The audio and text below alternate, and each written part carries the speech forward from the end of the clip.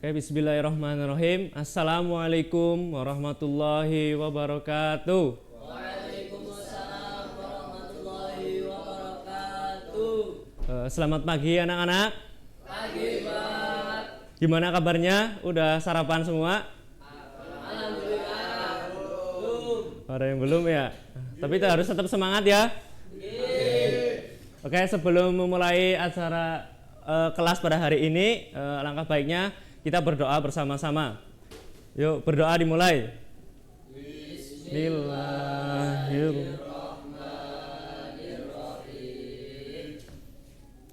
Oke, berdoa selesai.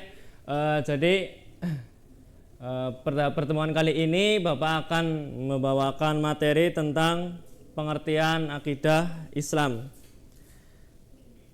Ya, jadi yang pertama dalam kita itu memahami suatu materi, memahami suatu kaidah itu dibagi menjadi dua. Yang pertama itu melalui segi bahasa dan juga yang kedua melalui segi istilah. Jadi akidah ini kalau dari segi bahasa itu artinya ikatan atau perjanjian. Kalau dari segi istilah sendiri itu namanya adalah suatu pokok dasar keyakinan kita kepada Allah Subhanahu wa taala. Kemudian yang kedua ada dasar-dasar akidah Islam. Jadi kita anak-anak dalam memahami kalimat perjanjian ini ataupun dasar keyakinan ini, yang pertama itu ada melalui Al-Qur'an. Kemudian yang kedua melalui Al-Hadis.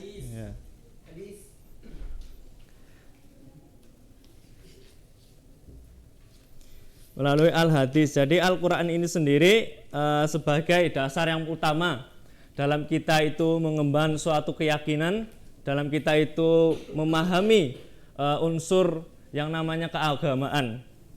Kemudian yang kedua itu Al-Hadis. Al-Hadis ini adalah bisa suatu percakapan, perbuatan ataupun persetujuan, di mana yang menjadi utama, yang menjadi sebagai contoh itulah Nabi Muhammad Sallallahu Alaihi Wasallam.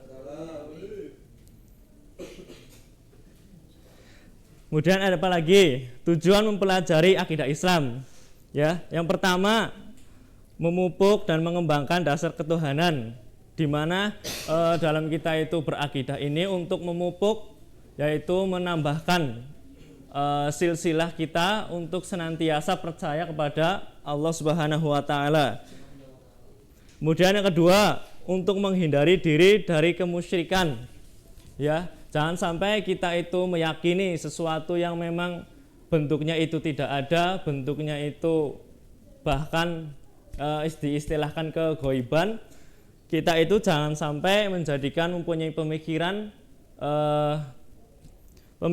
diri dari yang namanya kemusyrikan. Kemusyrikan itu dibagi menjadi dua.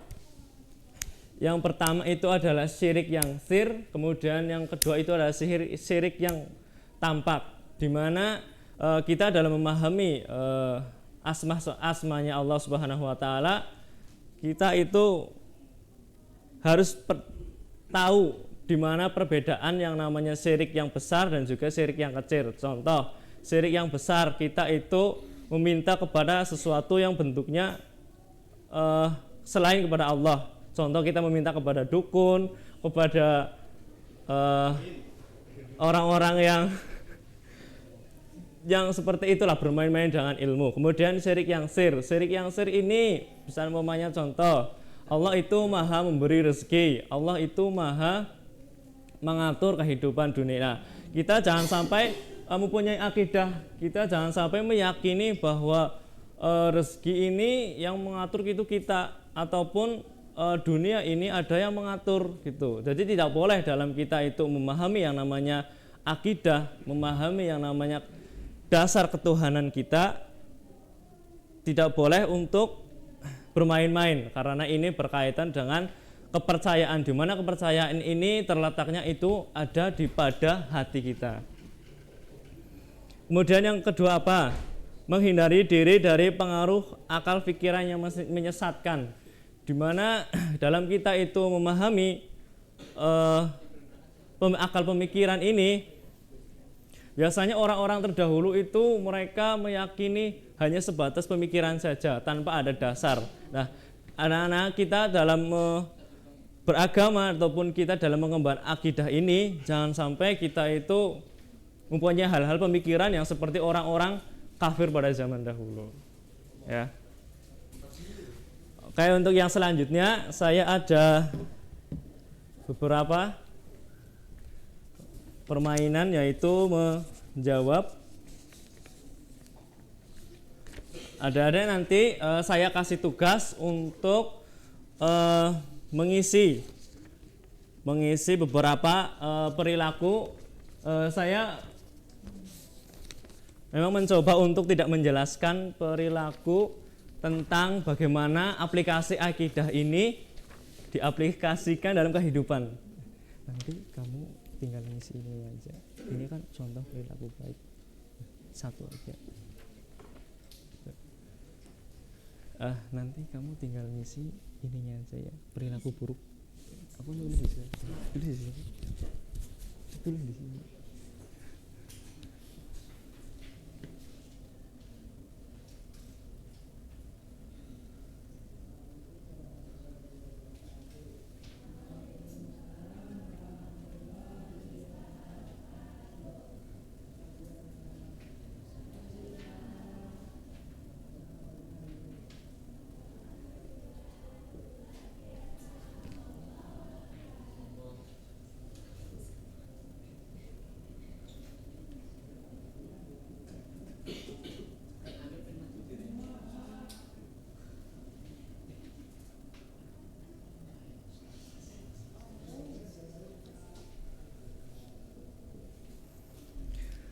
Jadi Bapak, saya kasih beberapa menit untuk mendiskusikan ataupun mengerjakan tadi, yaitu beberapa contoh baik terkait akidah Islam dan juga perilaku buruk terkait akidah Islam. Bapak kasih waktu 5 menit untuk mengerjakan. Paham nggak? Paham nggak? Apa? Waktunya udah cukup? 3 menit lagi.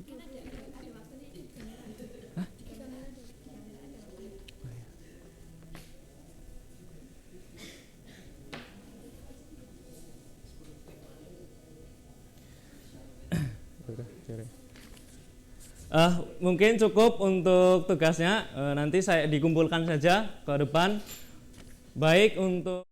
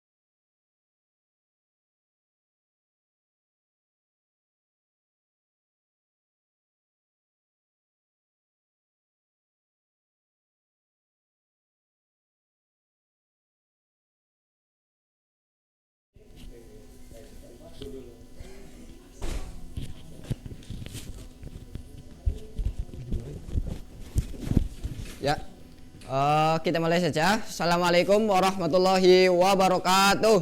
Waalaikumsalam warahmatullahi wabarakatuh. Kabar anak-anak? Baik, Pak. Alhamdulillah. Sehat ya? Semuanya semangat? Kuat. Kalau Bapak bilang asik-asik, terus ya asik-asik, asik-asik. Nah ya, untuk memulai kegiatan belajar mengajar pada hari ini, kita alangkah baiknya dimulai dengan doa terlebih dahulu ya. Kita buka dengan bacaan basmalah bersama. Ya. Terima kasih anak-anak. Asik-asik? Ya. Jadi pada pagi hari ini Bapak mau menyampaikan materi tentang infak dan sodako. Di sini ada yang tahu apa perbedaannya infak dan sodako? Belum ya? Ya. Ya, baik. Bapak akan memberitahu apa itu infak, apa itu sodako ya. Jadi yang namanya infak itu adalah memberikan harta kita kepada orang lain untuk menunaikan kebutuhan atau hajat kita. Ya, itu dicatat ya. Ya udah.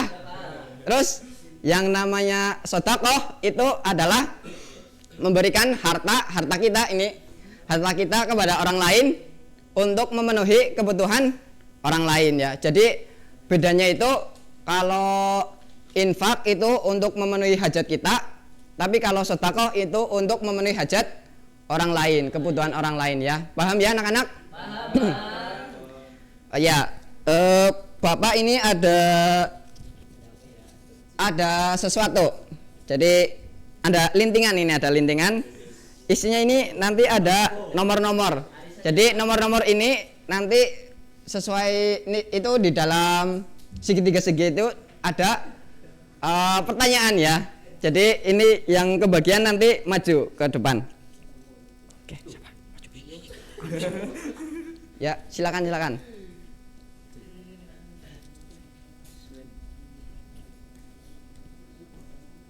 Sudah bagian semua ya? Ya, baik. Langsung saja. Ini yang kebagian nomor 1 siapa? Ya, silakan maju.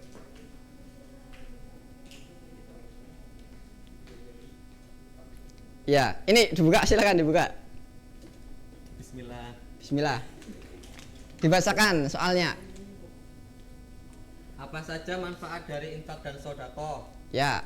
Pertama adalah membantu sesama. Yang kedua, didoakan para malaikat. Benar apa enggak ini? Benar. Ya, karena benar kita aplaus. Ya. Selamat Mas. Ya. Terus selanjutnya untuk yang nomor 2 ada? Ya, silakan maju. Asik-asik? Ya. Buka aja. Apa perbedaan dari infak dan sedekah? Ya, perbedaannya apa Mas? Ya. Kalau infak itu memberikan harta untuk menunaikan hajat atau kepentingan tertentu. Sedangkan sedekah adalah memberikan secara sukarela untuk memenuhi kebutuhan orang lain. Ya, benar apa enggak ini? Benar. Kita aplaus. Ya, aplaus. Terus selanjutnya nomor 3. Ya, apa?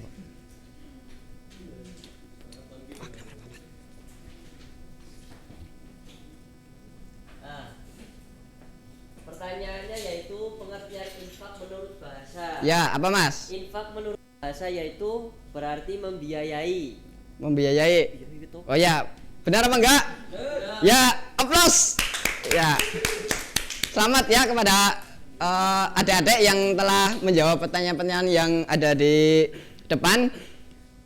Karena waktunya udah siang ya. Jadi Bapak mau mengakhiri aja lah.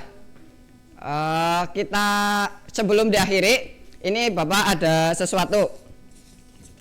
Ini ada soal dan ada 2 soal ya. Nanti para adik-adik menjawab pertanyaan yang ada di soal ini ya. Dikumpulkan pertemuan yang akan datang.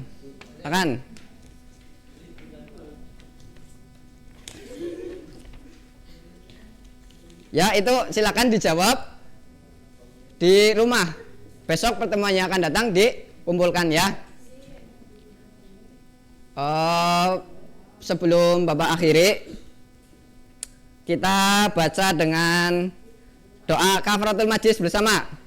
Subhanallahumma wa bihamdika asyhadu an La ilaha illa. anta astaghfiruka wa atubu ilaik. Ya, semoga apa yang kita pelajari pada pagi hari ini mendapatkan ridho dari Allah Subhanahu wa taala dan bermanfaat untuk kita semua. Amin ya robbal. Asik-asik? Asik-asik? Ya. Kurang lebihnya mohon maaf. Wassalamualaikum warahmatullahi wabarakatuh.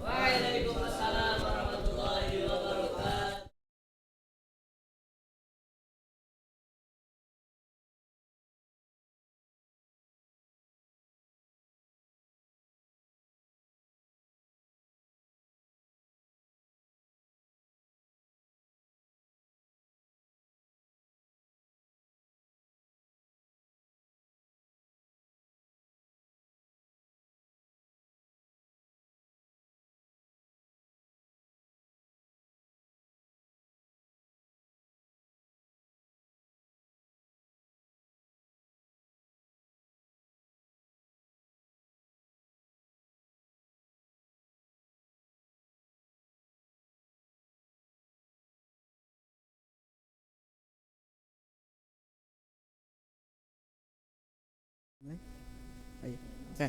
Bismillahirrahmanirrahim. Assalamualaikum warahmatullahi wabarakatuh. Waalaikumsalam warahmatullahi wabarakatuh.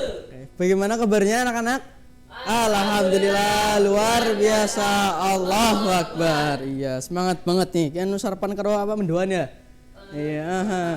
Oke, ini hadir semua? Enggak bisa tuh Pak Istiqomah. Ya, itu kenapa? Nggak tahu ya? Oke, kalau begitu. Oke, sebelumnya karena ini pertemuan perdana dengan Bapak ya di semester baru. Iya. Aduh, jangan gitulah. Malu Bapak. Oke. Perkenalkan nama Bapak Pak Yusuf. Nanti anak-anak bisa panggil Bapak Pak Yusuf aja ya. Iya, nanti selama 1 semester ke depan Bapak akan menemani kalian belajar dalam mata pelajaran akidah akhlak. Begitu ya teman-teman ya. Oke.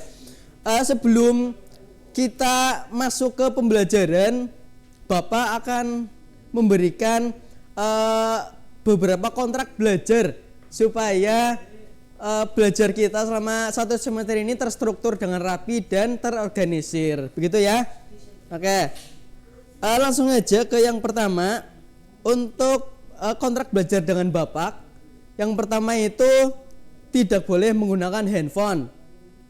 Karena ini memang peraturan dari sekolah ya. Kita di MTS ya, kita nggak boleh menggunakan handphone. Jadi nanti selama pembelajaran tidak boleh sama sekali membuka handphone. Bagi yang bawa, ini ada yang bawa nggak? Bener ya? Bohong dosa loh. Oke. Bagus kalau gitu. Nanti jangan ada yang buka handphone ya. Oke, yang kedua jangan makan. Makan apa? Jangan makan yang berat-berat. Pokoknya jangan makan lah. Minum boleh tapi makan jangan. Makan jajan, makan permen, makan nasi, jangan ada ya. Oke, nanti kalau ada yang makan satu jadi makan semua. Mas Amin makan snack 1 bungkus, jadi semuanya harus dibagiin 1 bungkus gitu ya. Oke, makanya bareng-bareng itu. Jadi nggak boleh makan. Kalau makan satu makan semua. Yang kedua ini ada perizinan dan kehadiran. Untuk kehadiran maksimal itu 3 kali. Dan izin itu 3 kali. Izin udah termasuk sakit. Ketika nanti kalian alpa sudah melebihi 3 kali, maka kalian tidak bisa naik kelas. Gitu ya. Karena ini memang sudah peraturan dari sekolah gitu ya.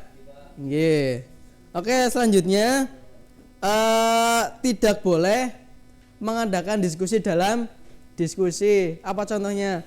Ketika nanti Bapak menjelaskan, ketika Bapak sedang memberikan materi, kalian jangan ngobrol sendiri ya. Naik nanti kalian temenin Bapak buat menjelasin materi gitu ya. Oke. Ya semuanya. Ya, ini terkait kontrak belajar ada yang tanyain atau ada yang mau ditambahin lagi? Belum cukup ya? Oke, cukup ya? Oke. Sudah kalau begitu nanti silakan teman-teman diperhatikan dengan seksama. Kalian ditaati kontrak belajarnya supaya pembelajaran kita selama 1 semester ini berjalan dengan lancar dan aman. Ya. Kita langsung aja masuk materi pada pertemuan pertama kali ini. Kita belajar tentang akidah akhlak, bab akhlak tercela. Ini bisa dilihat ya teman-teman di PowerPoint yang Bapak sudah buatkan. Oke, untuk pembahasan kita kali ini kita ada akhlak tercela yang mana itu dibagi menjadi dua. Dibagi menjadi berapa? Dua. Apa aja? Ria dan nifak, Mas, bukan infak ya. Nifak. Ria dan nifak. Ria apa ria? Ria Ricis, bukannya Ricis ya Mas ya. Ria Ricis itu artis. Ria itu adalah memamerkan atau memperlihatkan dalam bahasa Arab ya. Dalam bahasa Arab itu artinya memperlihatkan atau memamerkan. Lalu secara istilah, ria itu adalah memperlihatkan sesuatu kepada orang lain, baik itu barang ataupun perbuatan baik. Nah, untuk nifak itu apa? Ada yang tahu nifak? Nifak itu berasal dari kata nafiqah yang artinya salah satu lubang tempat keluarnya yerbu atau hewan sejenis tikus dari sarangnya. Namun secara istilah diluruskan, nifak itu adalah bermuka dua. Maksudnya apa? Bermuka dua bukan berarti punya muka depan belakang ya. Nah, tapi mempunyai dua karakter yang atau sikap yang tidak menentu ketika berucap atau ketika mengatakan sesuatu tidak sesuai dengan apa yang diperbuat begitu. Oke, langsung aja, ini ada jenis-jenis ria. Ini ada dua lagi, ria jali dan ria khafi. Ria jali, tahu jali? Bukan roh jali ya, ria jali. Ria jali apa? Itu ibadah yang dengan sengaja dilakukan di depan orang lain dengan harapan atau dengan tujuan ingin dipuji oleh orang lain. Jadi ketika teman-teman beribadah, misalnya Mas Amin sedang melaksanakan apa? Sholat duhur, takbirnya dilama-lamain, Allah. Itu berharap nanti misalnya Mbak Dika lihat Mas Amin, kayak Mas Amin sholatnya apik banget dening ya. Nah, itu tidak boleh ya. Nah, itu termasuk satu ria. Ria khafi ini juga sama sebenarnya dengan ria jali, tetapi tidak secara terang-terangan. Tujuannya sama, ingin dipuji oleh orang lain. Coba ini tadi ria itu apa coba? Merhatikan enggak? Mas Ardan komen HP. Aduh. Loh, tak laporin kepala sekolah loh. Tidak boleh ya ada ya. Apa ria artinya Mas Ardan? Ria adalah memamerkan ibadah kepada orang lain. Iya, tepuk tangan untuk Mas Ardan. Ini apa tadi lihat di HP Mas? Betul, saya nyatet Pak. Oke, ria itu intinya ria itu pamer ya. Memamerkan ibadah atau kebaikan yang dilakukan oleh diri sendiri dengan mengharapkan pujian. Oke. Karena bentar lagi istirahat ya dan waktunya tidak cukup. Jadi untuk pertemuan kali ini Bapak hanya menjelaskan tentang ria. Untuk pertemuan selanjutnya kita akan bertemu kembali dengan materi yaitu nifak atau munafik. Mungkin cukup sekian dari Bapak ya. Nanti Bapak sudah mencatat dan memperhatikan teman-teman atau anak-anak yang tadi HP atau yang tidak memperhatikan. Nanti ada hukuman sendiri dari Bapak. Gitu ya. Oke. Dari Bapak cukup sekian, ada yang mau ditanyain? Belum ya? Oke, kalau dirasa cukup sekian dari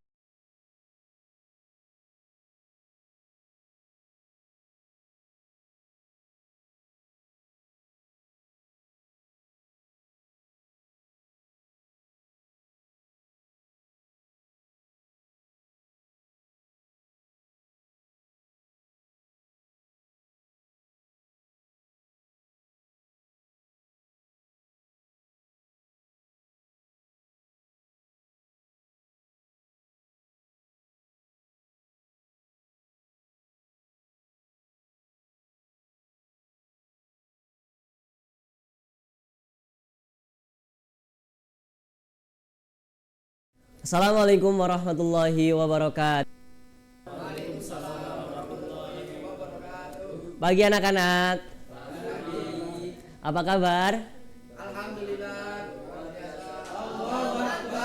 Nah, sebelum Bapak memulai pelajaran, alangkah baiknya kita berdoa bersama terlebih dahulu. Untuk ketua kelas dipimpin. Doa dengan mengucap bismillah.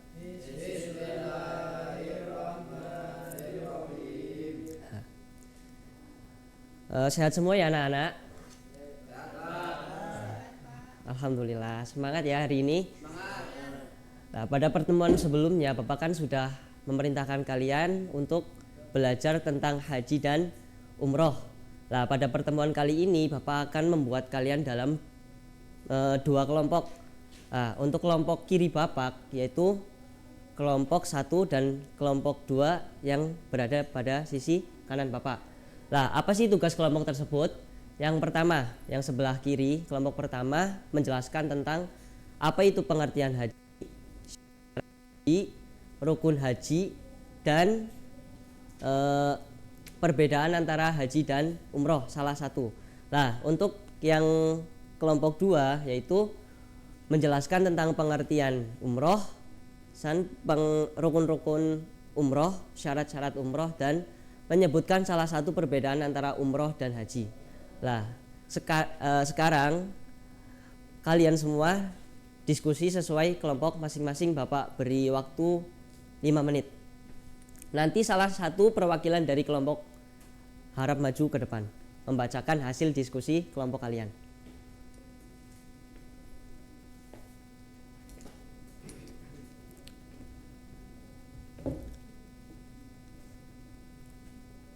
Sudah selesai anak-anak? Mau kelompok 1 dulu atau kelompok 2 dulu? Nah, 1. Yuk kelompok 1 menjelaskan tentang pengertian haji.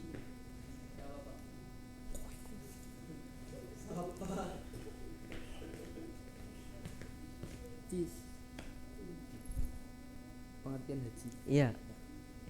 Pengertian haji dalam pengertian menurut bahasa, haji berarti menyengaja menuju ke suatu tempat secara berulang-ulang atau menuju ke suatu tempat yang diagungkan.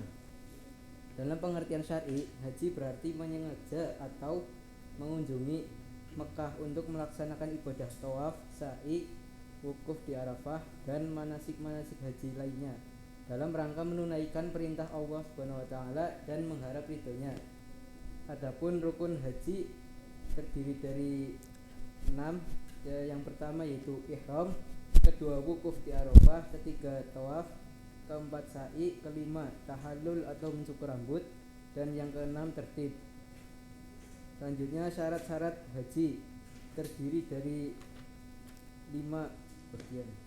Yang pertama beragama Islam, kedua taklif atau berakal dan baligh, yang ketiga merdeka, yang keempat aman dalam perjalanan pergi dan pulang, dan yang terakhir memiliki kesanggupan baik dari segi fisik maupun segi materi.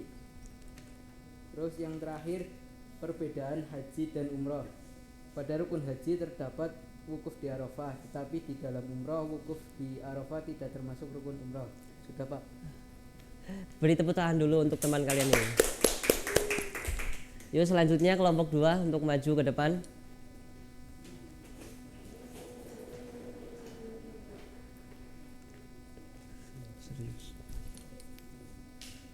Ya, kelompok 2 akan menjelaskan tentang pengertian umroh.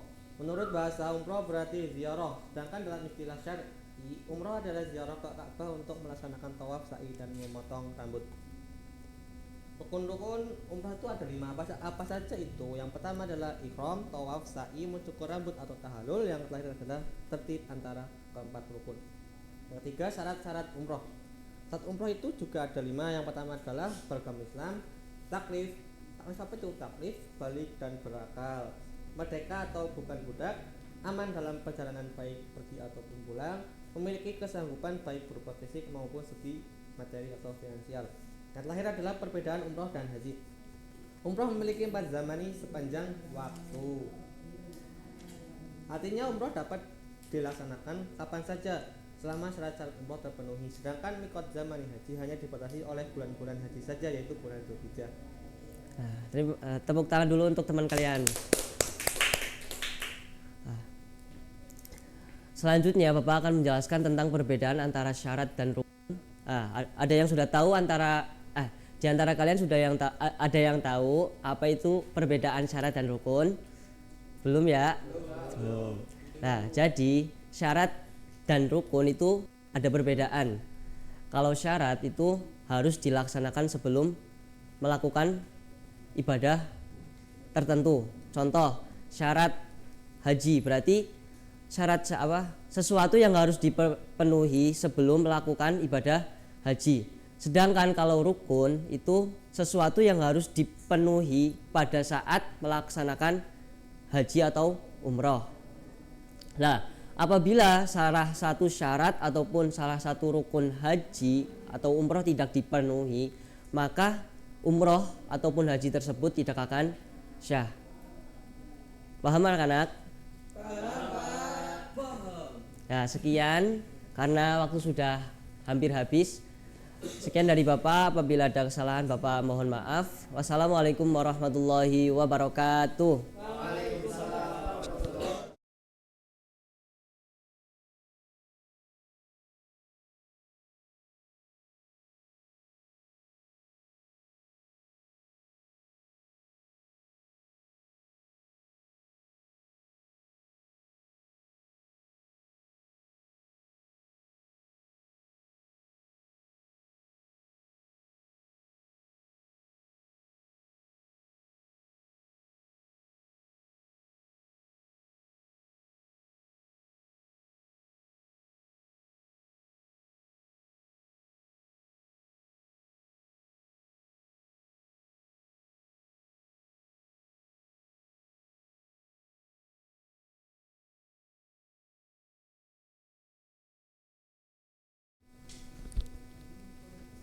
Baik, assalamualaikum warahmatullahi wabarakatuh. Waalaikumsalam warahmatullahi wabarakatuh. Gimana nih kabarnya? Sehat semua kan? Sehat, Alhamdulillah. Oke, sebelum memulai pembelajaran seperti biasa ya, kita berdoa terlebih dahulu. Berdoa mulai. Bismillahirrahmanirrahim. Baik, berdoa selesai. Sebelumnya Ibu akan mengecek kehadiran dulu. Di sini siapa yang nggak berangkat? Mbak Istingana. Itu kenapa? Katanya nggak ada jemputan, Bu. Oh.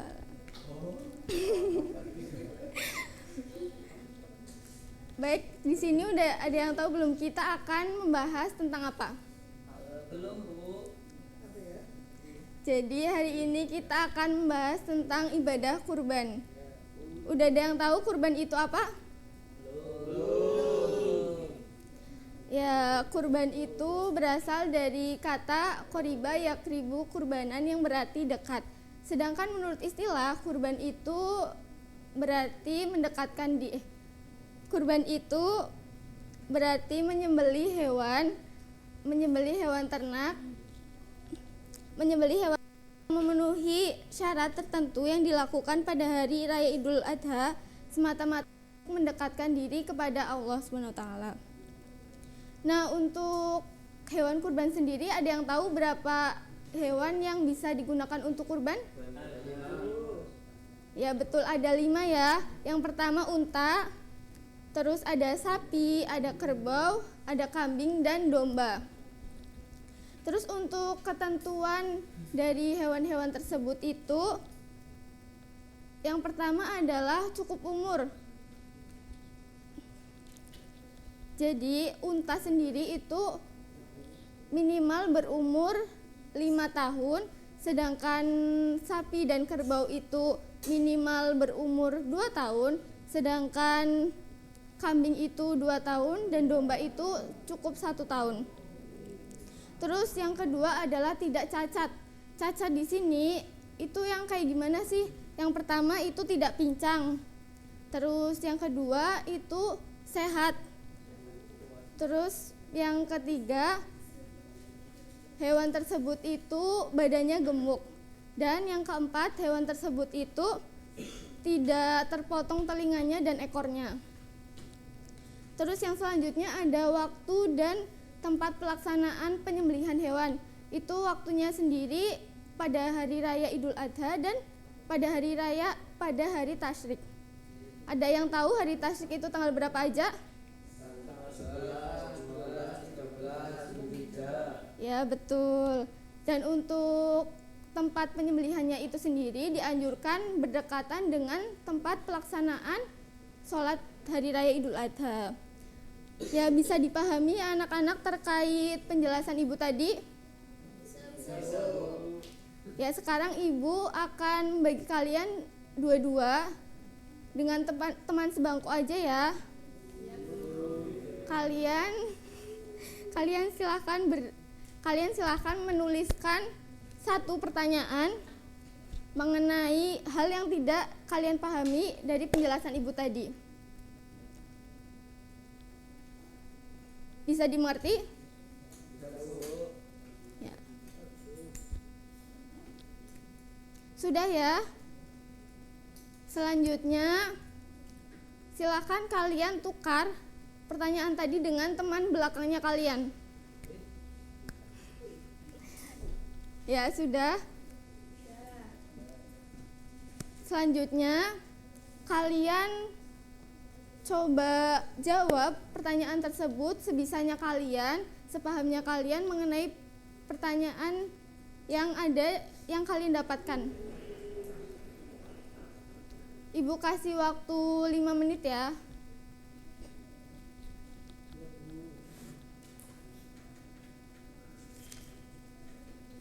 Sudah ya anak-anak?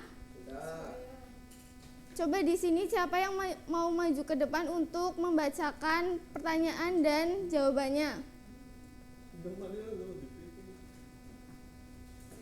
Ya, Mbak Akila.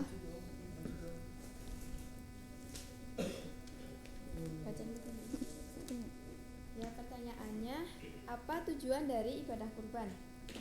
Jawabannya yaitu untuk mendekatkan diri kepada Allah Subhanahu wa taala dan menumbuhkan rasa syukur atas nikmat Allah. Pertanyaan yang kedua, apakah semua orang wajib berkurban? Jawabannya tidak, karena hukum kurban yaitu sunnah muakkad bagi mereka yang mampu secara finansial saja. Ya, terima kasih Mbak Akila. Tepuk tangan dong buat Mbak Akila. Ya, itu ya tujuan dari ibadah kurban sendiri itu untuk mendekatkan diri kepada Allah. Sedangkan hukum dari ibadah kurban sendiri yaitu sunnah muakkad, yang berarti bagi yang mampu saja, tidak wajib untuk.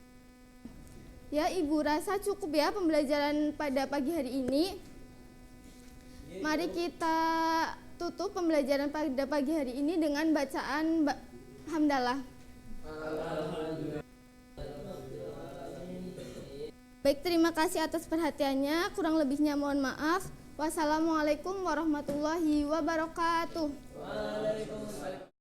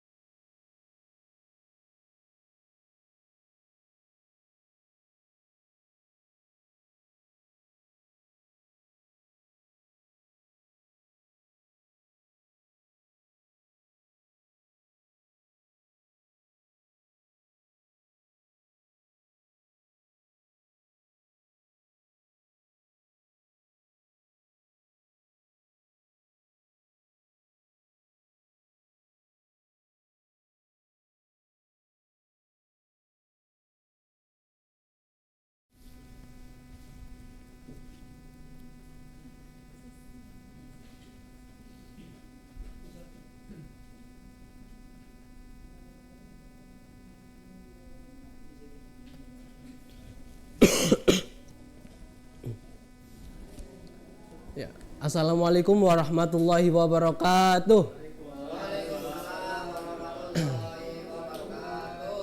Selamat pagi anak-anak. Gimana kabarnya? Alhamdulillah. Ya, alhamdulillah ya, sehat semua. Di sini ada yang nggak berangkat nggak? Ada yang berangkat semua? Iya, ada yang nggak berangkat. Ada Pak. Siapa, Mas? Kenapa itu, Mas? Walah, bangunin dong, Mas. Ditelepon. Ya, mari kita buka pelajaran pada pagi hari ini dengan bacaan Bismillah. Bismillahirrahmanirrahim. Ya, pada pagi hari ini Bapak akan menjelaskan tentang sholat jamaah dan qashar. Sebelumnya, anak-anak ada yang udah pernah melaksanakan sholat jamaah dan qashar? Belum. Ya, jadi sholat jamaah yaitu sholat yang fardu, sholat fardu yang dikumpulkan menjadi satu dalam satu waktu. Ya, contohnya yaitu sholat duhur dan sholat asar. Sholat jamaah yaitu dibagi menjadi dua. Yang pertama tahdim dan jamaah takhir.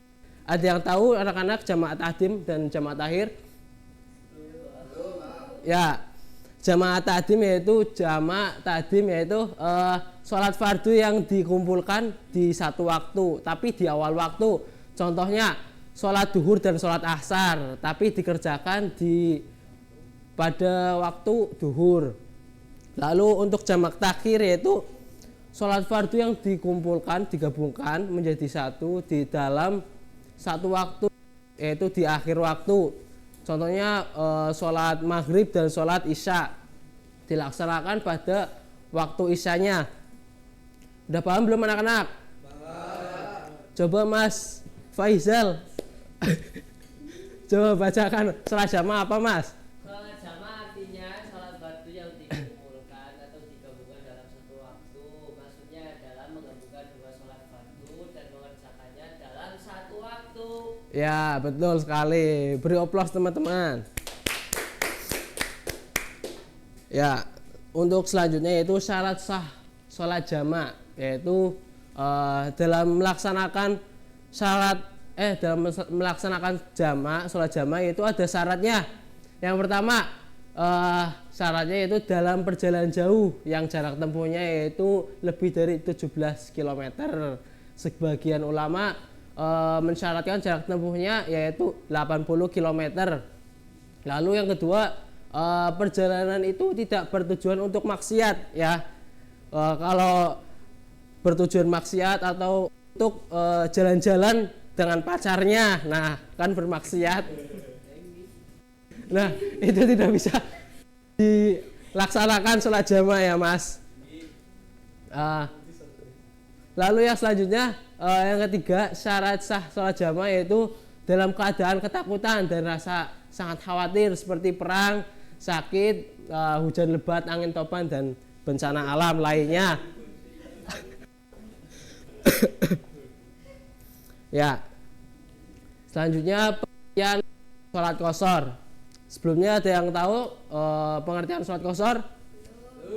Ya, untuk pengertian sholat qashar yaitu sholat qashar sholat yang diringkas, sholat fardu yang diringkas, yaitu seperti sholat duhur menjadi 2 rakaat, sholat asar yang sebenarnya 4 menjadi 2 rakaat.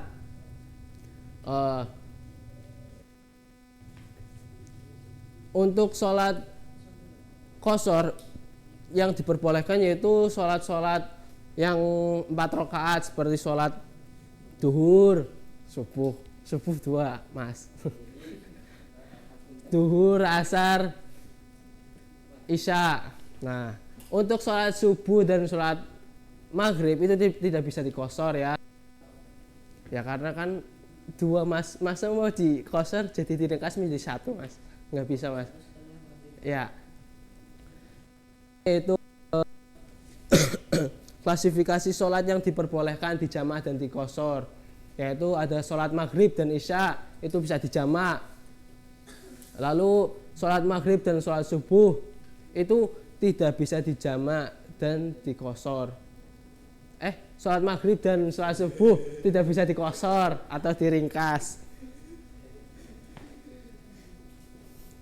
Lalu selanjutnya ketentuan sholat jamak qashar. Qashar adalah mengerjakan 2 sholat fardu dalam satu waktu sekaligus, meringkasnya dalam rakaatnya yang sebenarnya 4 di 2. Contohnya sholat asar dan duhur di qashar dan dijamak. Sholat duhur yang sebenarnya 4 menjadi 2, ya, yang sholat asar sebenarnya 4 menjadi 2. Sholat jamak qashar itu ada 2, dibagi menjadi 2, yaitu qashar jamak takdim dan qashar jamak takhir.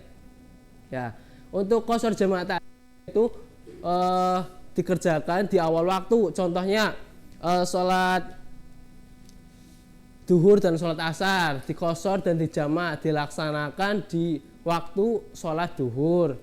Lalu untuk qashar jamak takhir yaitu dilaksanakan di akhir waktu, seperti duhur dan asar dilaksanakan di akhir waktu.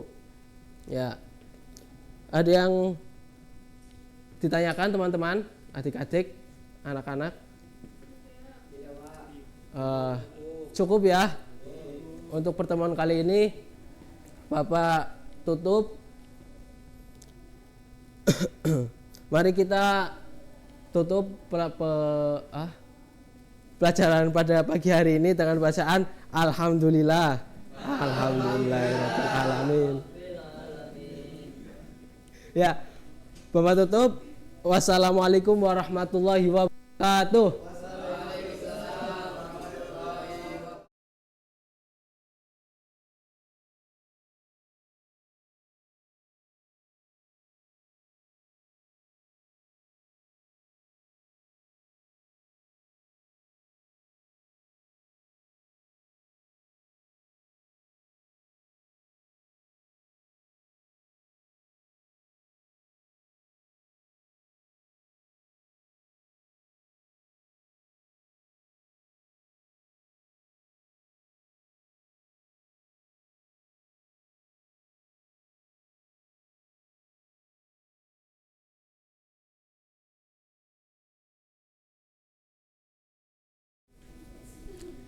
Ya, assalamualaikum warahmatullahi wabarakatuh.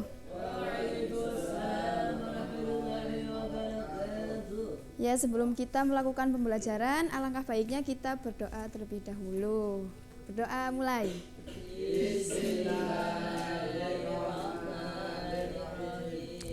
Gimana kabarnya anak-anak? Alhamdulillah. Kok lemes sih? Udah pada sarapan kan? Ya, nanti habis ini sarapan ya. Ya, sebelumnya ibu mau ngecek kehadiran. Siapa yang nggak hadir hari ini? Itu kenapa Mas Yusuf sama Mas Mbak Istingana? Oh, ya udah nggak apa-apa. Nah, pada pembelajaran kali ini kita itu akan membahas tentang mad iwad, mad lain, dan mad arid lisukun. Sebelumnya ibu mau nanya, mad itu apa ya? Ada yang tahu nggak? Ya, betul. Ya, mad itu artinya panjang ya. Dan huruf mad itu ada 3, alif, wawu, dan ya. Ya, betul. Nah, pada pembelajaran kali ini ibu akan membagi kelompok menjadi 3 kelompok. Dan ibu akan membagikan kertas. Di dalam kertas ini udah ada pertanyaan. Nanti kalian diskusikan ya anak-anak. Iya, Bu. Terus nanti dipresentasikan. Nah, ini kelompok 1. Ini kelompok 2. Dan ini kelompok 3. Ya, ibu beri waktu 5 menit untuk mendiskusikan. Cukup ya anak-anak? Cukup, Bu. Ya. Ya, waktunya udah habis. Silakan untuk 1 bisa maju ke depan mempresentasikan hasilnya.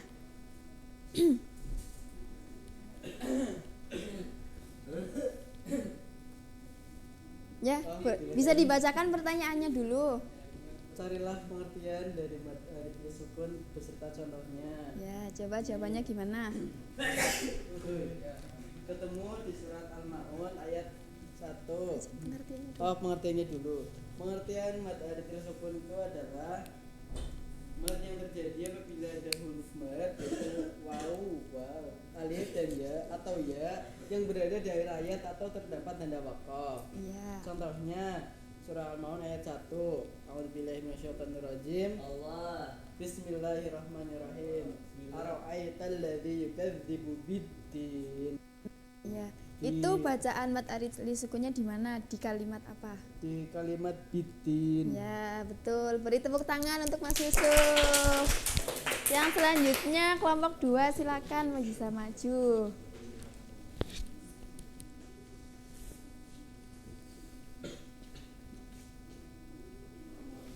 Ya, pertanyaannya dibaca ini. Ya, pertanyaannya itu adalah carilah pengertian dari mat lain beserta contohnya. Nah, pengertian dari mat lain menurut bahasa itu adalah mat yang terjadi apabila ada waw sukun atau ya sukun dan didahului oleh huruf yang berharokat fathah. Nah, contohnya itu ada di surat Quraisy ayat 1 sampai 2. Ayatnya itu Bismillahirrahmanirrahim li'ila fi Quraisy. Ya, bacaan matnya ada di kalimat mana? Quraisy. Ya, betul. Beri tepuk tangan untuk kelompok 2. Selanjutnya kelompok 3.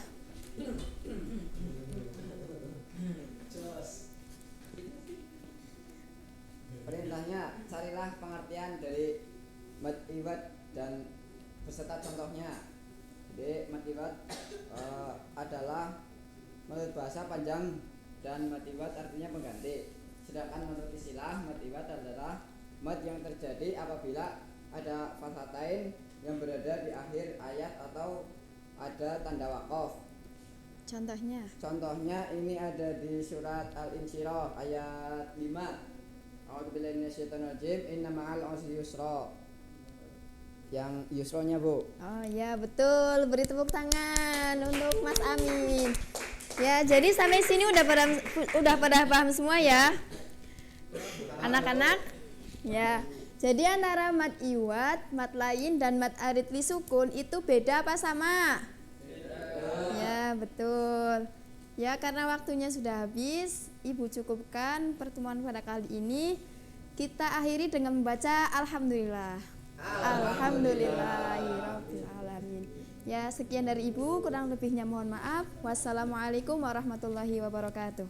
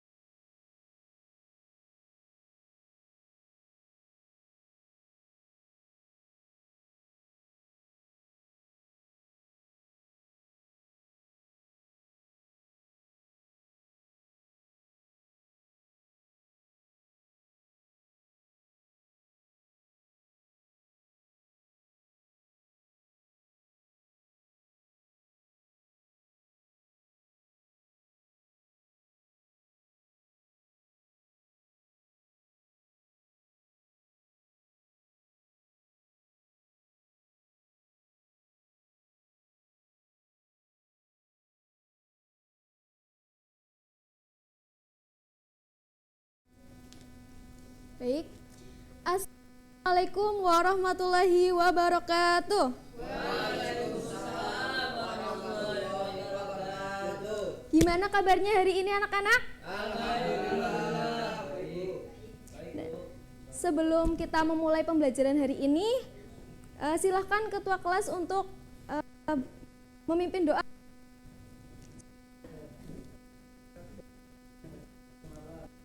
Bismillah.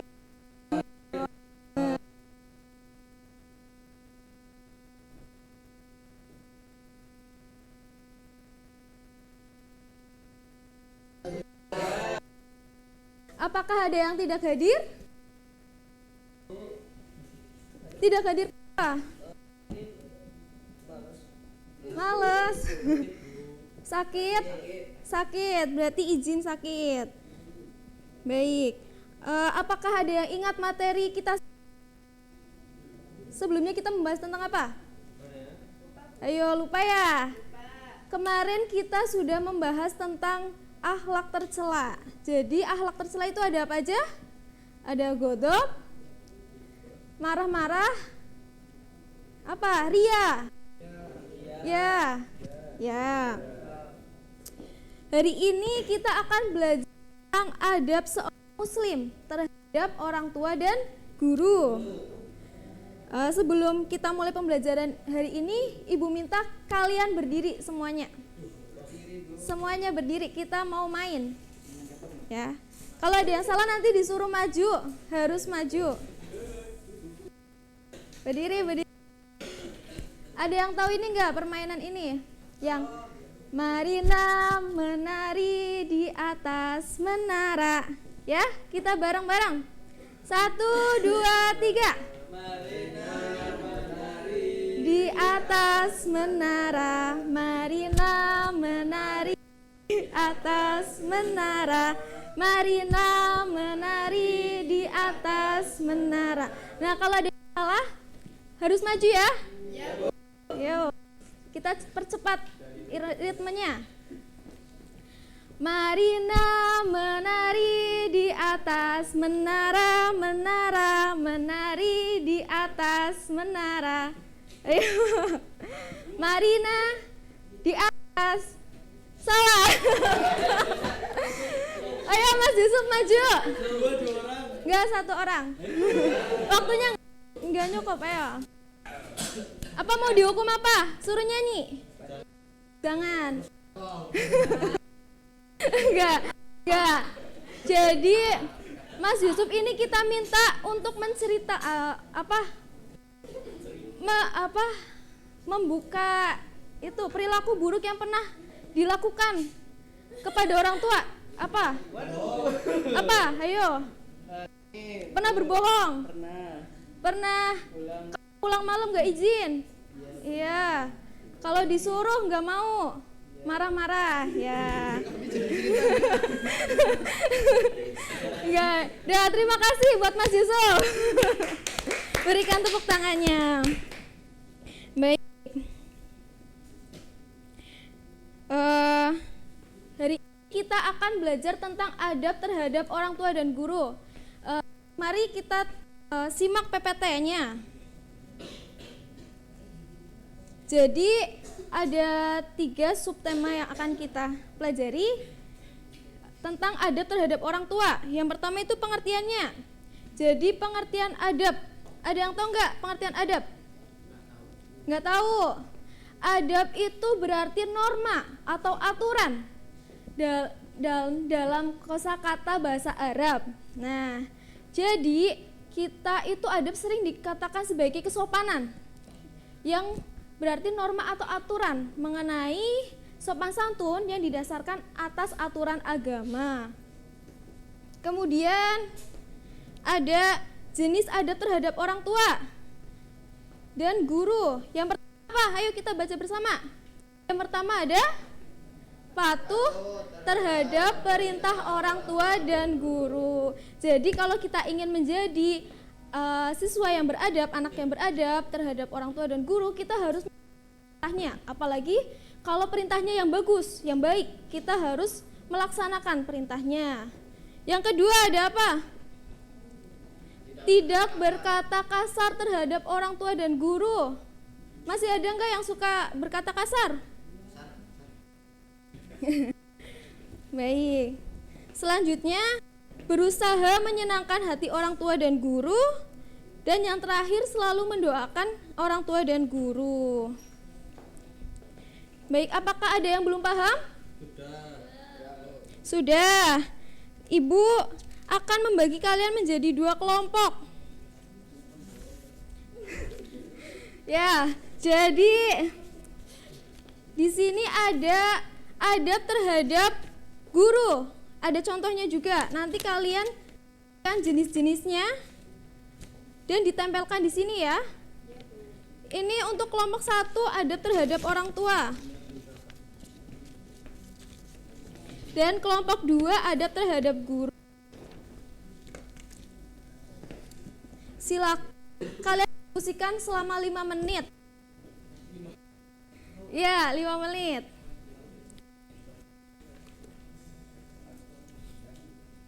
Baik, apakah sudah? Sudah.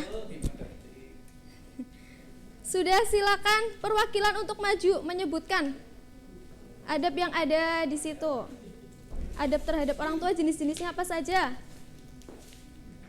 Adab terhadap kedua orang tua yang pertama yaitu patuh terhadap perintah kedua orang tua. Bagi itu baik. Bercanda dengan santun bersama orang tua dan tidak berlebihan. Tetap berbuat baik terhadap sesama meskipun orang tua sudah meninggal. Udah. Ya, udah Bu. Baik, terima kasih untuk kelompok 1. Berikan tepuk tangannya. Silakan kelompok 2.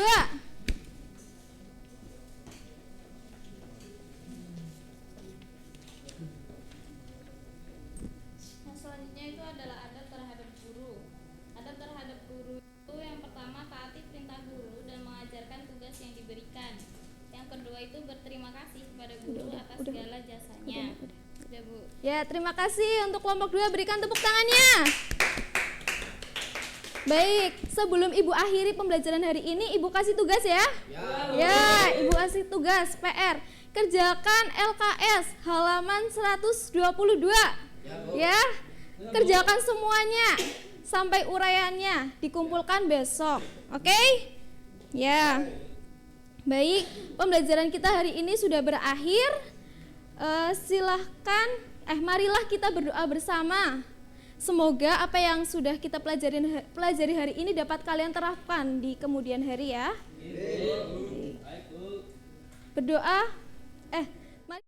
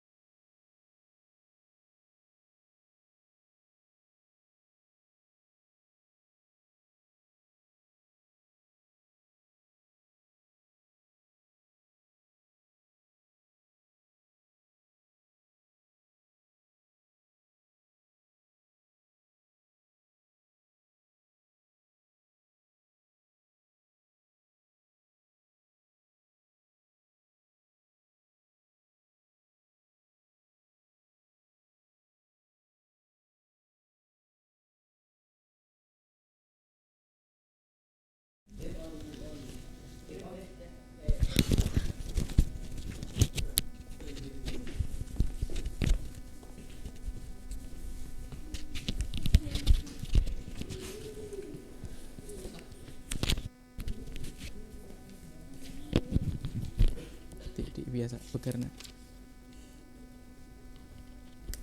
Nah, ya.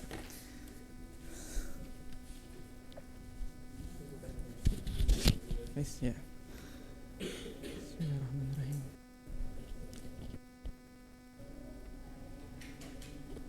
Ya.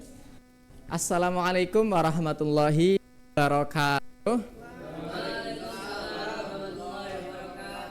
Bismillah, alhamdulillah, wassalatu wassalam Rasulillah Sayyidina Muhammadin Sallallahu alaihi wasallam ibni abdillah wa ala alihi wa sahbihi wa mawalah. La hawla wa la quwata illa billah, amma ba'd. Gimana kabarnya anak-anakku semua hari ini? Oke. Sebelum memulai pembelajaran, Bapak pengen meninjau ulang kembali pembelajaran yang lalu. Kira-kira Bapak yang lalu bahas apa coba? Bahas itu dilihat. Oh iya betul. Bapak pertemuan yang lalu bahas puasa. Jadi sebelum kita melanjutkan ke materi berikutnya, Bapak mau meninjau ulang atau Bapak mau mengingatkan kembali atau menekankan poin-poin penting pada pembahasan yang lalu, ya, supaya nggak lupa nih. Kalian udah belajar, setiap selesai belajar masa langsung dilupain? Nggak boleh. Apa? Nggak boleh.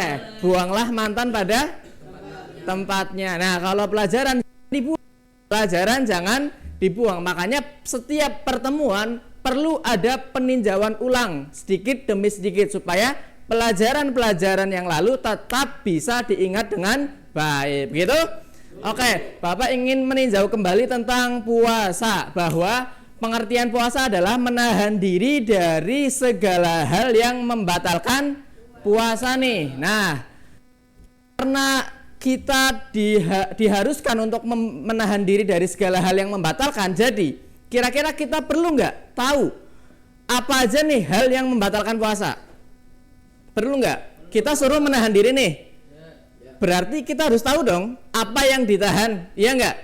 Nah, bakal Bapak ingatkan kembali. Jadi pengertian inti dari puasa adalah menahan diri dari hal-hal yang membatalkan puasa dari fajar sampai terbenam matahari, dan disesuaikan atau sudah ditentukan oleh ketentuan syariat. Oke, seperti itu. Lanjut, ada rukun puasa. Nah, setiap amal perbuatan atau amal yang diperintahkan, amal ibadah yang diperintahkan oleh Allah punya ketentuannya. Kalau nggak ada ketentuannya, berarti itu namanya ibadah apa? Ibadah yang nggak punya ketentuan nih. Allah memerintahkan apa berarti ya? Esensinya aja. Berarti ibadah ghairu mahdhoh. Nah, puasa itu termasuk ibadah mahdhoh, yaitu yang segala kaitan peraturan ketentuannya sudah diatur oleh Allah. Termasuk puasa di sini. Makanya puasa menghadirkan aturan-aturan terkait syarat, rukun dan lain sebagainya. Termasuk di sini kita membahas rukun puasa. Pertemuan yang lalu rukun puasa ada berapa?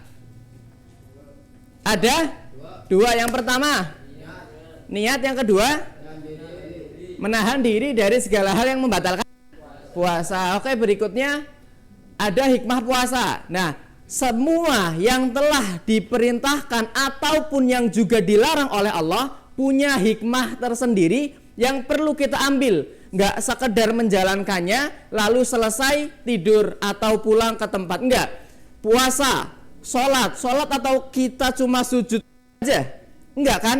Ada esensinya di situ. Termasuk gitu juga dengan puasa. Ada esensi atau ada hikmah yang perlu kita ambil. Ada pelajaran yang bisa kita petik dari semua amal ibadah yang diperintahkan Allah. Termasuk di sini hikmah puasa ada melatih sikap sosial, peka terhadap sesama, menjaga kesehatan tubuh, melahirkan rasa syukur dan melawan hawa nafsu. Oke.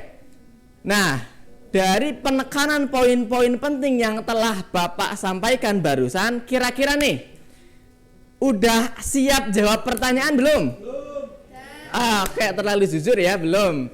Nah, harus siap karena ketika kalian berangkat sekolah harus udah punya kesiapan mengikuti pembelajaran. Ya udah, oke, Bapak mau tanya biar adil. Sekarang Bapak tanya tanggalnya dulu. Sekarang tanggal berapa? 12. Jadi oke, jadi siapa yang tadi di briefing ya? Oke, jadi Mbak Dika ya. Absen 12. Bapak mau tanya tentang kenapa kok puasa itu melatih sikap sosial? Gimana Mbak Dika? Karena pas puasa kita itu kan lapar, Pak. Iya. Jadi bikin kita sadar ternyata lapar itu gak enak, dan kita bisa lebih menghargai teman-teman lain yang ada di bawah kita. Wah, iya betul. Nah, puasa memaksa atau menuntut diri kita untuk dari rasa lapar itu kita lahir sikap sosial untuk bisa mengerti ternyata banyak saudara-saudara kita yang merasakan lapar bahkan tidak dalam kondisi puasa. Mereka-mereka yang ada di bawah ekonomi, di bawah standar ekonomi kita. Oke, gitu? Terus Bapak mau tanya lagi, sekarang bulan apa berarti? Agustus bulan yang ke? Berarti Mas Ucup. Iya, Mas Ucup, pertanyaan Bapak nih. Kira-kira apa dalil diperintahkannya puasa? Apa nih? Gimana, Ber?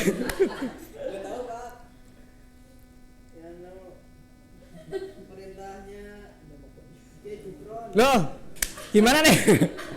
Jadi kata Mas Ucup, dalil puasa itu perintah dari Mama Gufron, bener nggak kira-kira? Ya nggak benar ya, tapi nggak apa-apa. Karena sudah berusaha menjawab, tetap Bapak apresiasi. Tapi jawabannya telah tertera dalam Al-Quran bahwa Allah menyampaikan dalam firman-Nya, ya ayyuhalladzina amanu kutiba alaikumus syamu kutiba alal ladzina min qablikum la'allakum tatakun. Jadi merupakan firman Allah, titah dari Allah, bukan perintah dari Mama Gufron. Gitu ya Mas Ucup? Nggak apa-apa. Oke, selanjutnya yang bisa jawab pertanyaan Bapak nih dapat tanda tangan. Wih, keren nggak dapat tanda tangan Bapak? Bisa dijual loh, bisa dijual mahal lagi. Oke, Bapak pengen tanya, cepet-cepetan. Ya, cepet-cepetan. Oke, sebutkan puasa sunnah dan puasa wajib apa aja?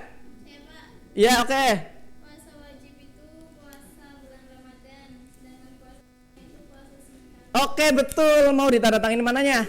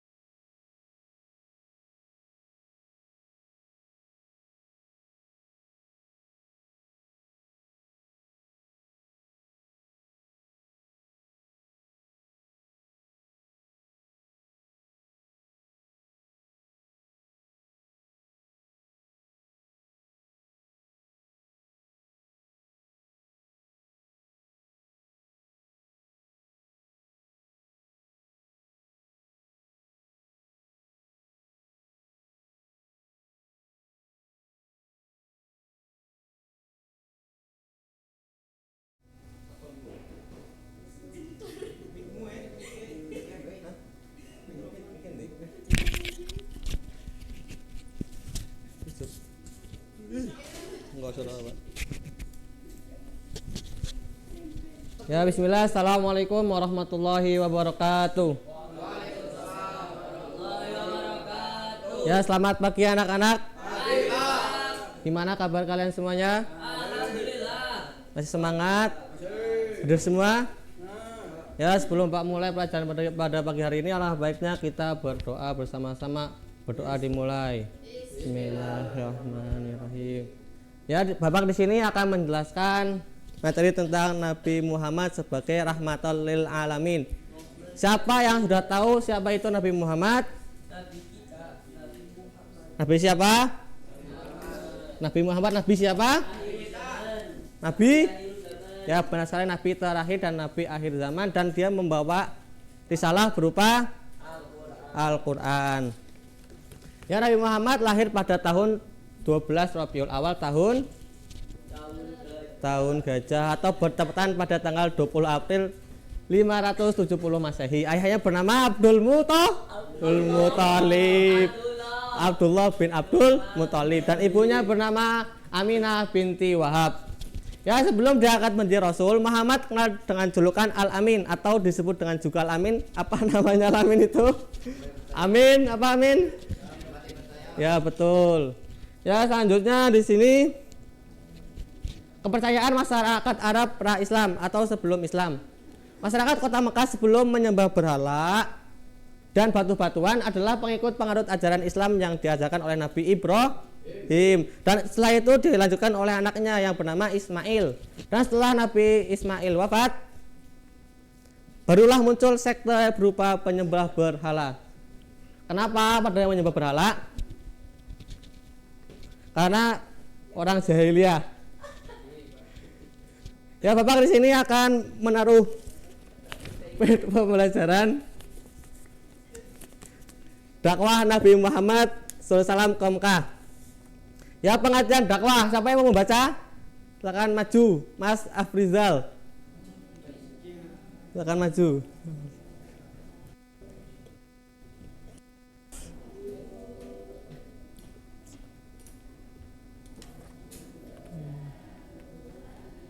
Dakwah yaitu upaya menyeru atau mengajak manusia menuju jalan Allah yang memerintahkan manusia berbuat amar ma'ruf nahi munkar. Ya, tepuk tangan untuk Mas Afrizal.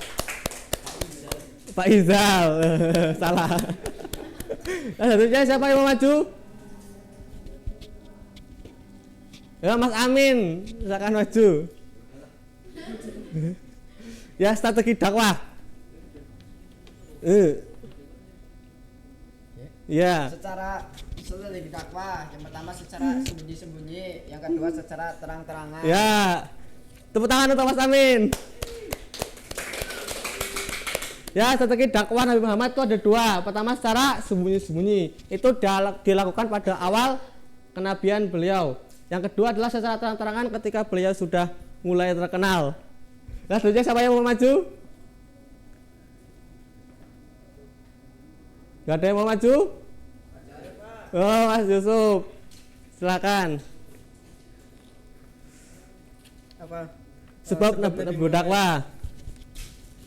Yaitu agar masyarakat Arab meninggalkan jahiliyah dan berhala, kemudian mengajak mereka untuk masuk Islam dan menyembah Allah sebagai Tuhan. Tepuk tangan untuk Mas Yusuf. Ya, selanjutnya adalah kondisi bahasa Arab pra-Islam. Bahasa Arab dikenal dengan bangsa ahli syair dan pemberani. Selain ahli syair dan pemberani, karakter positif Arab lainnya seperti punya semangat tinggi dan mencari nafkah, sabar menghadapi kekerasan, mempunyai ketahanan fisik, kekuatan dan ingatan, hormat akan harga diri, pola hidup yang sederhana, ramah dan sebagainya. Apakah sudah paham semuanya anak-anak? Sudah paham. Ya, mungkin hanya itu yang bisa Bapak sampaikan.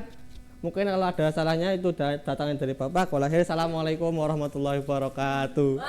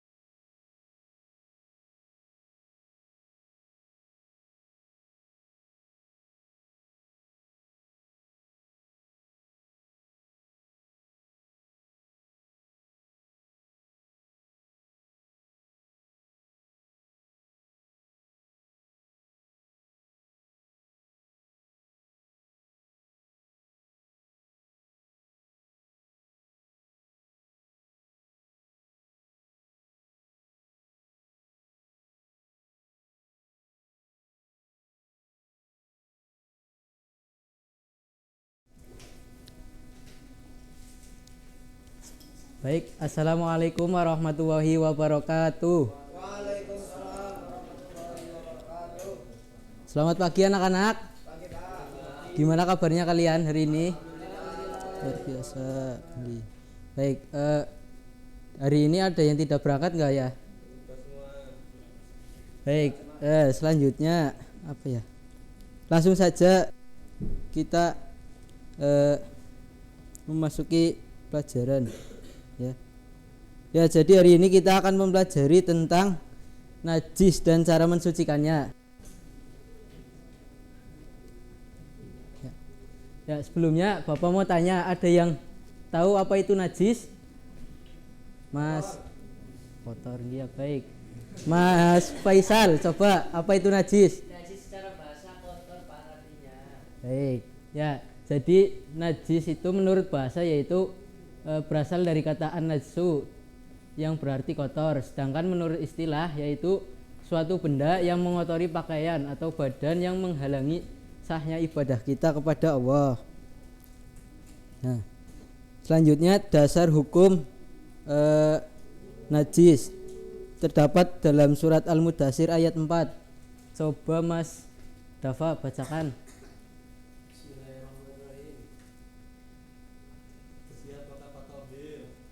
Artinya? Dan bersihkanlah pakaianmu, Pak. Baik, terima kasih. Ya, terus selanjutnya. Ya, yang selanjutnya macam-macam najis. Najis terdiri dari najis terbagi menjadi 3. Yang pertama yaitu najis mukhaffafa atau najis ringan. Yang kedua, najis mutawasito atau najis sedang. Dan yang ketiga, najis mughalladho atau yang najis berat. Nah,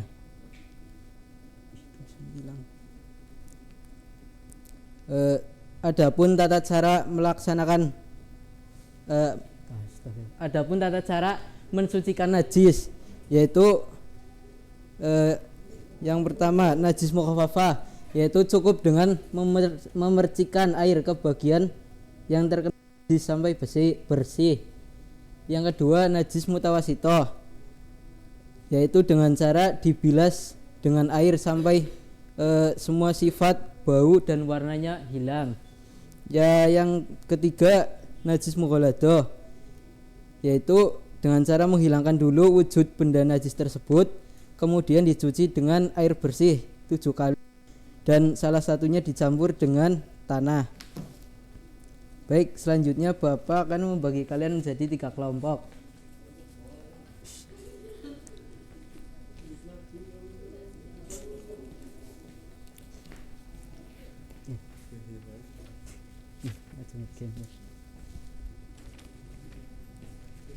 Ya, di kertas yang Bapak bagikan itu coba kalian tuliskan contoh masing-masing dari hadis tersebut dan bagaimana cara mensucikannya. Bapak beri waktu 1 menit. Sudah, Mas? Sudah, Pak. Ya, Pak, kelompok 1 silakan maju.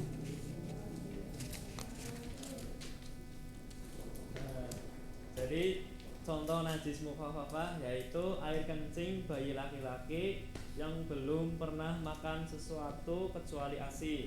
Kemudian cara mensucikannya cukup dengan memercikan air ke bagian yang terkena najis sampai bersih. Baik, terima kasih. Beri tepuk tangan untuk teman kalian.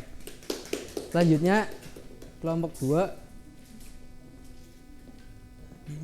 Contoh najis mutawasitoh yaitu air kencing, nanah, darah dan bangkai, kecuali ikan dan belalang. Cara mensucikannya yaitu dengan dibilas air sampai hilang semua sifat bau, warna dan rupa-rupanya.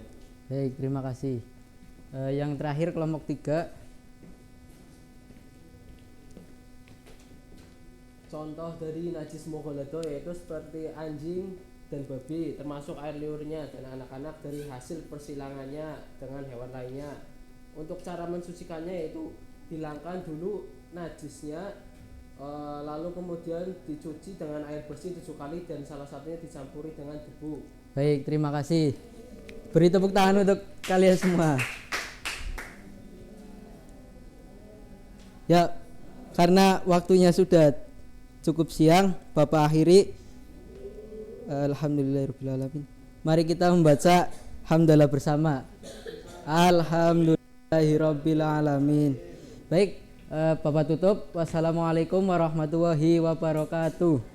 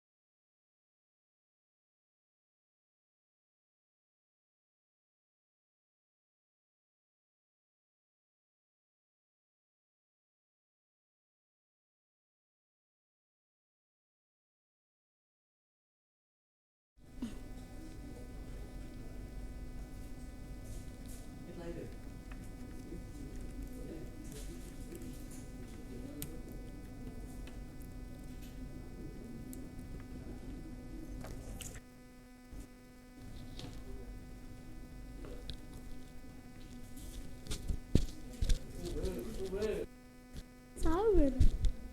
Oke, assalamualaikum warahmatullahi wabarakatuh. Waalaikumsalam warahmatullahi wabarakatuh. Ya, sebelum dan pada pertemuan para ketua kelas.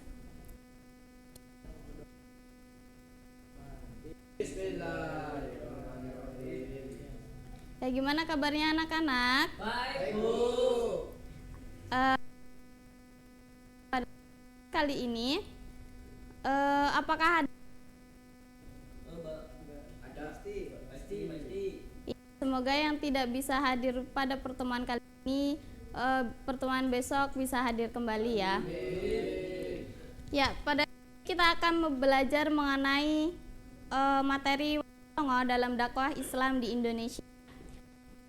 Kita memulai pembelajaran. Ibu mau tanya nih, siapa yang tahu siapakah itu? Saya Ibu. Ya. Wali Songo itu 9 wali, Ibu. Iya, betul. Berikan tepuk tangan kepada Mbak Bandiatul. Nah, jadi Wali Songo itu adalah tokoh agama Islam yang berkontribusi dalam dakwah Islam di Indonesia.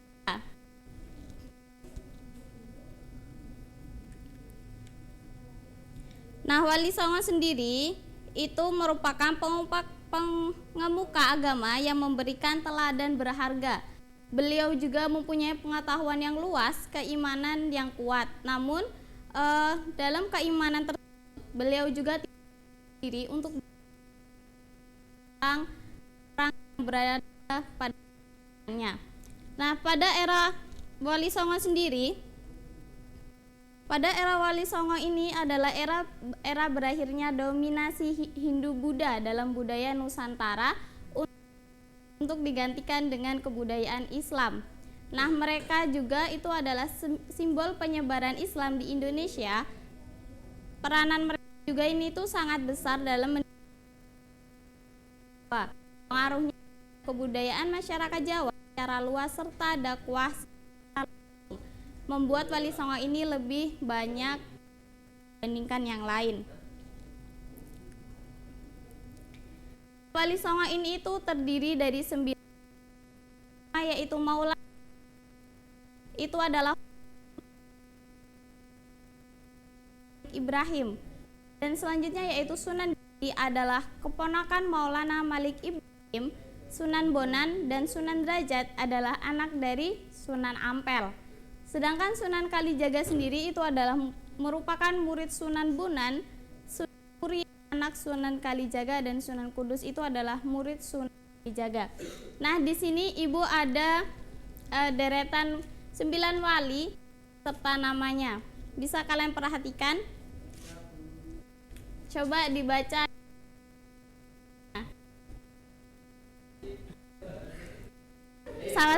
Sama-sama, yuk.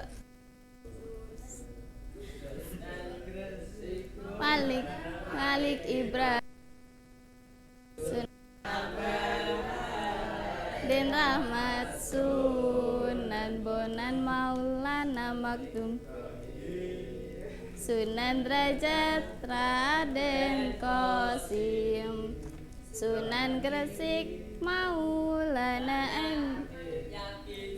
Sunan Kalijaga, Raden Syahid, Sunan Kudus, Jafar Sadiq, Sunan Muria, Raden Farid, Sunan Gunung Jati, Raden Hidayatullah.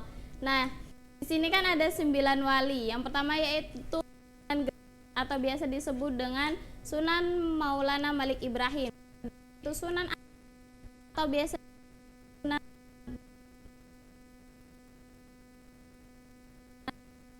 yang disebut dengan Sunan Maulana Makdum Ibrahim. Dan Sunan yang keempat itu Sunan Derajat yang biasa disebut dengan Sunan Raden Qasim. Dan yang Sunan kelima yaitu Sunan Giri, biasa disebut dengan Sunan Muhammad Ainul Yakin. Sunan yang ke-6 yaitu Sunan Kalijaga, biasa disebut dengan Sunan Raden Mas Syahid. Yang ke-7 yaitu Sunan Kudus, biasa disebut dengan Sunan Jafar Sadiq. Yang ke-8 yaitu Sunan Muria, yang biasa disebut dengan Sunan Raden Syahid. Dan Sunan yang terakhir yaitu Sunan Gunung Jati yang biasa disebut dengan Syahid Hidayatullah. Nah, pada pembelajaran sunan ini apakah bisa dipahami anak-anak? Bisa, Bu. Bisa. Oke. Jadi kesimpulan pada pembelajaran kali ini adalah Wali Songo itu merupakan pemuka agama yang memberikan teladan berharga. Semoga generasi muda di Indonesia dapat mengambil teladan dari para 9 sunan tersebut. Salah satu hikmah yang dapat diambil pada pembelajaran kali ini adalah pendekatan mereka yang bijaksana dan penuh toleransi kepada umat Islam. Mereka tidak hanya menyebarkan ajaran Islam, tetapi keteladanan keimanan dan ketakwaannya kepada Allah Subhanahu wa taala. Nah, mungkin cukup sekian yang dapat Ibu sampaikan. Apabila ada salah kata, Ibu mohon maaf yang sebanyak-banyaknya. Ya, sebelum Ibu akhiri, mari kita membaca terlebih dahulu yang akan dipimpin oleh ketua kelas.